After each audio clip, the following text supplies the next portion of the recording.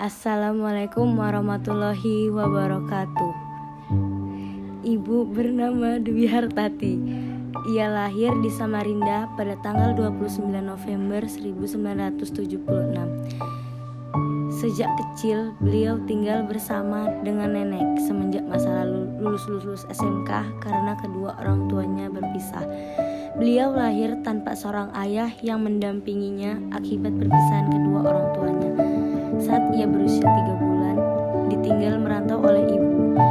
Hidup sebagai seorang anak yang memiliki keluarga yang broken home dan diasuh oleh seorang nenek membuatnya ia terbiasa menghadapi permasalahan kecil maupun besar.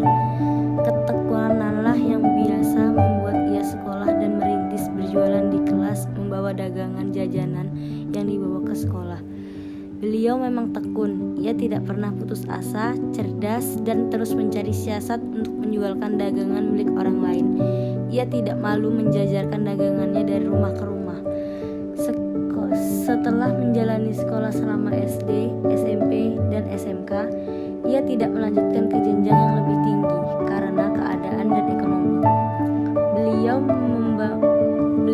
membantu nenek yang membuka usaha tempe kecil-kecilan di pasar. Dan setelah beberapa bulan kemudian melamar pekerjaan di toko. Dan alhamdulillah beliau diterima bekerja menjadi pramuniaga di toko selama 5 tahun. Dengan kedisiplinan dan ketekunanlah beliau akhirnya naik jabatan, tetapi harus bekerja di luar daerah. Lalu beliau tidak menerima karena berat harus meninggalkan nenek di rumah. Terpaksa beliau mengundurkan diri dan melamar pekerjaan di suatu perusahaan kayu yang berada di Samarinda. Selama menunggu panggilan beliau kembali berjualan di pasar membantu nenek. Setelah beberapa minggu, akhirnya beliau diterima di perusahaan kayu selama 7 tahun. Dan disitulah beliau bertemu dengan seorang pria. Dengan berjalannya waktu selama 2 tahun menjalani hubungan, mereka berdua melanjutkan ke jenjang pernikahan pada tahun 2002. Setelah menikah selama 2 tahun, akhirnya mereka mempunyai 1 orang anak perempuan dan 1 anak laki-laki. Beliau adalah wanita yang sangat penyayang, penyabar, pantang menyerah. Beliau adalah orang yang sangat sederhana. Kegiatan sehari-harinya sebagai ibu rumah tangga. Ia bisa membagi waktu dalam mengurus keluarga, anak maupun suami.